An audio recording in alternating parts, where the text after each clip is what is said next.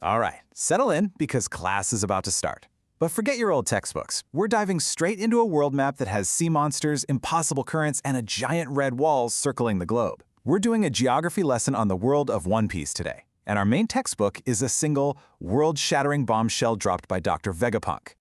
This one sentence, it changes literally everything. When Vegapunk broadcast this to the world, he wasn't making some kind of future prediction. No, he was revealing a secret about the past. He handed us the key that unlocks the single biggest mystery in the entire series, the very shape of the world itself. So let's just break this down for a second. Vegapunk's message wasn't a warning. It was a history lesson. He was telling everyone that the world they know, this big ocean with a bunch of islands scattered around, is a pretty recent development. And, more importantly, it's an artificial one. This rewrites the history of every single island the Straw Hats have ever visited. And just look at the scale of what he's talking about. 200 meters. We're not talking about a little bit of coastal flooding here. This is like a 60-story building's worth of water just appearing. This wasn't some natural climate cycle. No way. This was a cataclysm, an apocalypse that somebody engineered 800 years ago. And this is the result.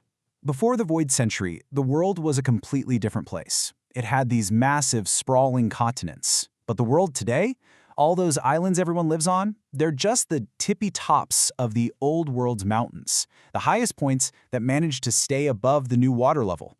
Everything else is gone, submerged. So you've got to be asking, how is that even possible? Well, lucky for us, we actually got to see a small-scale demonstration. Remember what happened to the island of Lusugia? Imu used some kind of weapon from the sky, and poof, the island was gone. And right after, the sea level across the entire planet rose by 1 meter. So if you use that as a model, one island destroyed equals a 1 meter rise, well, you do the math. To get 200 meters, you'd have to wipe out around 200 landmasses. Chilling. Okay, so if you're going to re-engineer an entire planet, you need some pretty serious tools. And in One Piece, those tools have a name, the Ancient Weapons. But let's stop thinking about them as just weapons of mass destruction. That's not the whole story. They're instruments for terraforming on a planetary scale. First up, you've got Uranus. This is the big one, the weapon we probably saw used on Lulusia. This is the tool of the apocalypse. It's a weapon that strikes from the sky, just vaporizes land, and displaces an unbelievable amount of water. This is almost certainly the instrument they used to sink the world in the first place.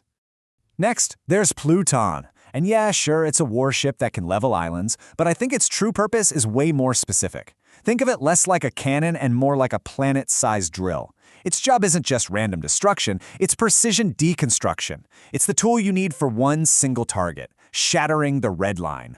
And finally, we have Poseidon. And this isn't a weapon of attack at all. It's a tool for preservation. The power to command Sea Kings is the ultimate logistical key. I mean, when the world is being violently torn apart and put back together, how do you save everybody? You use Poseidon to have the Sea Kings guide that colossal ark, Noah, and literally move entire populations out of harm's way. It's the world's escape plan.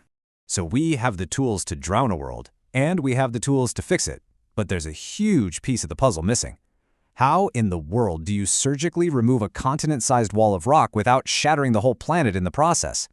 Well, the solution comes from a power so absurd the world government itself calls it the most ridiculous in the world. I mean, just think about this engineering nightmare for a second. The red line is a solid ring of rock that goes around the entire planet. If you just hit it with Pluton and blew it up, the tectonic shockwave would create earthquakes and tsunamis that would wipe out everything. It would be a total disaster. So, how do you perform planetary surgery without killing the patient? You do it with synergy, and this is the absolute genius of the ancient plan. It's a three-step dance. First, Pluton delivers the punch, shattering the red line's foundation. But at the exact same time, the awakened Nika power kicks in, giving the surrounding geology the properties of rubber. The world stretches instead of breaking, absorbing that cataclysmic shockwave. And while this controlled demolition is going down, Poseidon is carrying out the mass evacuation, getting everyone clear. It's a perfect three-part symphony of creation. Now, a plan this big hinges on one thing: location. You need a ground zero, a central point to kick it all off. And as it turns out, the One Piece world has maybe the most bizarre and most important geographical feature you could ever imagine. You know how in every pirate story there's a map and X marks the spot? Well, the entire world of One Piece is the map. Reverse Mountain is the one place where the Grand Line and the Red Line cross paths, forming a literal planet-sized X. It's been hiding in plain sight this whole time. And the evidence that this thing is not natural is just overwhelming. I mean, come on. Its currents defy gravity, literally flowing uphill. Its architecture matches that of the ancient kingdom's known allies. It's smack dab in the middle of the world. Oh, and it creates a magnetic dead zone, hiding whatever's at its heart from any log posts. This isn't geography. It's a piece of ancient, large-scale engineering. It's a machine. Okay, let's put it all together. We have the tools, we have the plan, and we have the location. So now we can redefine what the One Piece treasure really is. And here's the spoiler. It's not something you find in a chest. It's something you create. The answer has been right there in the name this entire time. One Piece isn't just the title, it's the mission statement. The goal of the whole project is to destroy the Red Line, which will allow the 4 separate seas, the North, South, East, and West Blue, to all merge into a single unified ocean, creating literally one piece of a world. The treasure was never gold or jewels, it's the blueprint to restore a broken planet. And this finally explains the tragedy of the Pirate King. When Gol D. Roger got to Laugh Tale, he found the plan. He learned the whole truth. But he famously said he was too early. Why? Because 2 of the 3 key components were missing. The Mermaid Princess with the power of Poseidon hadn't been born yet, and the Nika fruit hadn't been awakened.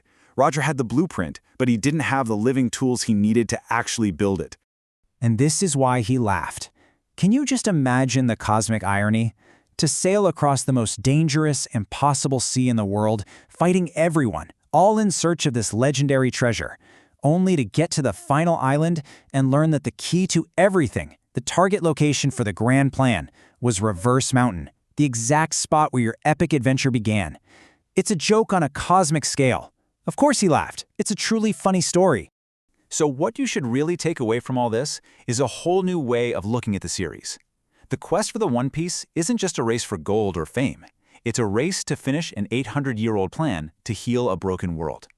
The greatest pirate treasure isn't about plundering. It's about restoration on a planetary scale. It really makes you wonder, doesn't it? Is the ultimate goal of a pirate actually to become the architect of a brand new world?